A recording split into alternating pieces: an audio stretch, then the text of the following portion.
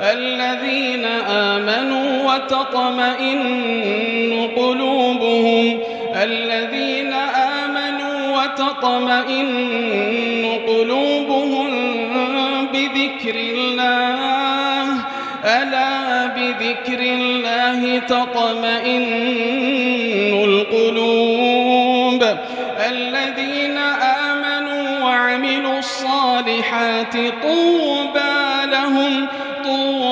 لهم وحسن مآب. بسم الله، الحمد لله، الثناء لله، والصلاة والسلام على رسول الله صلى الله عليه وسلم. وبعد السلام عليكم ورحمة الله وبركاته. سلام كبدي إلهي سبحانه وتعالى يا مهدله إلهي بنقول مهد نقينا إن شاء الله وناق يا خير كي نوافجي والمركز مهد نقوين أنسينا هنا إلهي سبحانه وتعالى ونمعين كي نقول دقيقة هدي أنكم مهدنا ونقول شكرنا إلهي سبحانه وتعالى إنه زيادنيه. إخواني في الله وحين كهد للدوانا عمل لقبته وإلهي سبحانه وتعالى أكتيسا loogu dhawaanayo camalada markaasi ugu qiimo badan afdalul a'mal amal la qabto oo ilaahay subhanahu wa ta'ala qofka muslimka ugu dhawaanayo waxa ugu qiimo badan walaalayaal dhikriga ilaahay subhanahu wa ta'ala. rabbi subhanahu wa ta'ala wa amray adoomadiisa mu'miniinta ah in markaasi ilaahay subhanahu wa ta'ala ay xusaan أيها إلهي سبحانه وتعالى أمره يا أيها الذين آمنوا اذكروا الله ذكرا كثيرا. أيها إلهي سبحانه وتعالى ويلي تذكي علي النبي رميو إلهي سبحانه وتعالى حص بدن. أيها إلهي سبحانه وتعالى ويلي وحوكلوا إلهي سبحانه وتعالى كتاب كيس كأماني إلا قيام الساعة تذكي إلهي سبحانه وتعالى حصه والذاكرين والذاكرات أعد الله لهم مغفرة وأجرا عظيما. وحو إلهي سبحانه وتعالى كتابه سكويري رقا إيا هوينك إلهي سبحانه وتعالى حصة إلهي هذا الهيا.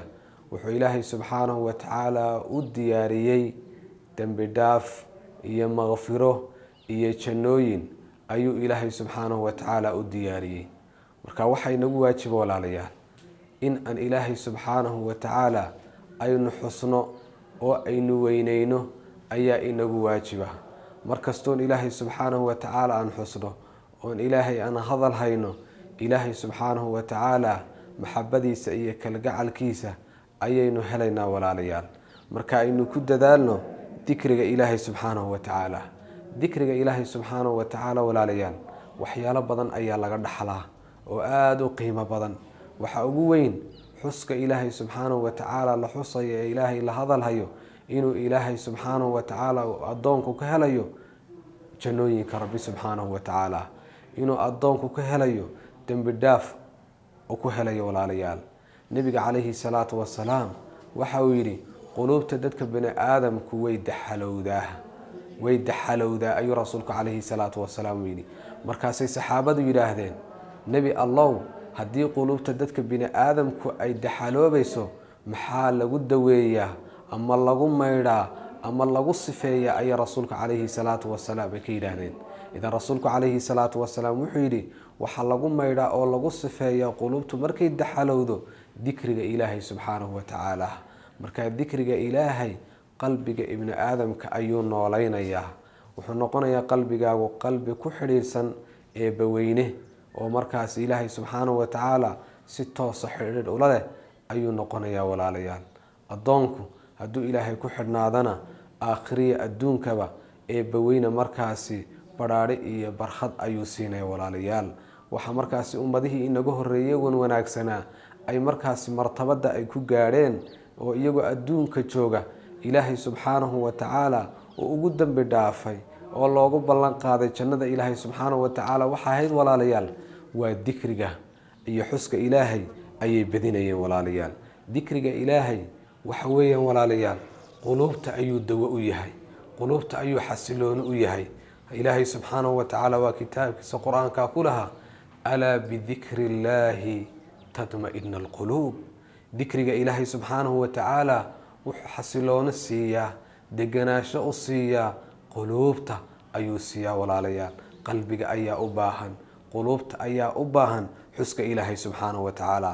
waxaa inoogu filan walaalayaal yacni qiimaha uu leeyahay dikrigu xadiiskii abu hurayra radia allahu tacaala canhu uu markaasi uu kasoo wariyey nebiga calayhi salaatu wasalaam. wahada alxadiisu waa xadiisu lqudsi. ilaahay subxaanahu wa tacaala wuxuu leeyahay addoonkaygu waa waxa uu iga maleeyo, addoonkaygu waa waxa uu iga maleeyo ayuu markaas ilaahay subxaanahu wa tacaala uu yidhi. wa anaa macahu, aniguna maciisa ayaan ahay ayuu ilaahay subxaanahu wa tacaala uu leeyahay xiina yadkurunii, markuu i xusayo maciisa ayaan ahay ayuu ilaahay subxaanahu wa tacaala uu yidhi. fain dakaranii fii nafsihi, haddii addoonku naftiisa gaar ahaan uu i xuso keligii, anna waxaan ku xusaa keliday ayuu ilaahay subxaanahu wa tacaala uu yidhi. hadduu addoonku igu xuso fii mala-in, meel dad badan joogaan, hadduu igu xusana ilaahay subxaanahu wa tacaala waxaan ku xusaa meel ka khayr badan ayaan ku xusaa ayuu yihi walaalayaal. bal fiiri xadiiska qiimaha badan la walaalayaal ee markaasi ilaahay subxaanahu wa tacaala uu sheegayo. fiiri walaalayaal, ilaahay subxaanahu wa tacaala xuskiisa aynu badino walaalayaal. xadiis kaloo aada u qiimo badan ayaynu soo qaadana walaalayaal, oo xusku qiimaha uu leeyahay ilaahay subxaanahu wa tacaala qiimaha uu siiyey ina tusayo walaalayaal inuu ka khayr badan yahay adduunyada waxaan maal haysano iyo waxaynu ku dadaalayno iyo waxaynu u ordayno oo dhan aynu ku tacbayno ee aynu ku dadaalayno ee mararka qaarkood markaasi lugaheenu markaasi daalka iyo tacabka ay ka muuqdaan la seexan kari leeyahay. wax ka qiimo badan ayuu xadiiskani inoo tilmaamaya. abu hurayra radia allahu tacaala canhu ayaa soo warinaya. wuxuu rasuulku calayhi salaatu wasalaam uu yidhi alaa ukhbirukum, ma inii waramaa ayuu rasuulku calayhi salaatu wasalaam uu yidhi bikhayri acmaalikum, camal aad qabatiin ka inigu khayr badan, ka inigu khayr badan, ka inigu wanaagsan, waxaad mulkisantihiina ma inii waramaa ayuu markaasi uu rasuulku calayhi salaatu wasalaam uu yidhi. ka ugu darajo badan waxaad qabatiin ma iniga waramaa. wa khayru lakum, oo weliba iniga khayr badan min infaaqi dahab, dahab la bixiyo ayuu rasuulku calayhi salaatu wasalaam uu yidhi, iyo lacag la bixiyo iniga khayr badan.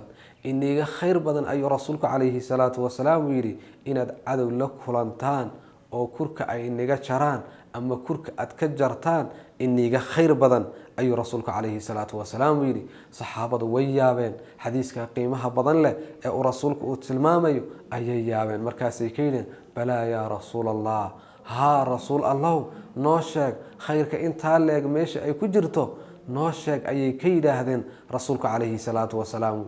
markaasuu rasuulku calayhi salaatu wasalaam yidhi waa dikrullah, waa xuska ilaahay subxaanahu wa tacaala. maalka iyo adduunyada iyo waxaynu kasbanayno oo dhan walaalayaal waxa ka qiimo badan dikriga ilaahay subxaanahu wa tacaala. haynuu oradno oo markaasi had iyo jeer aynu ku hayno carabkeena xuska ilaahay.